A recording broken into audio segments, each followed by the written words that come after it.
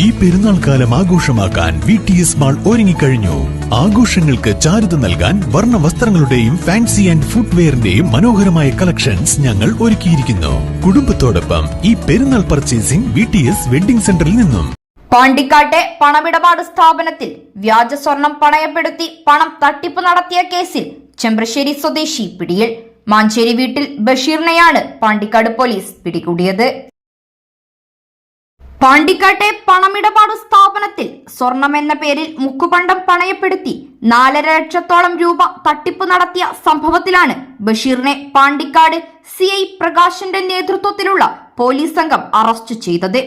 പ്രതി മുൻപ് കള്ളനോട്ട് കേസിലും വ്യാജ ആധാരം സംബന്ധമായ കേസിലും ഉൾപ്പെടെ നിരവധി കേസുകളിൽ ഉൾപ്പെട്ടിട്ടുള്ള ആളാണെന്ന് പോലീസ് പറഞ്ഞു. News bureau, Pandikkad.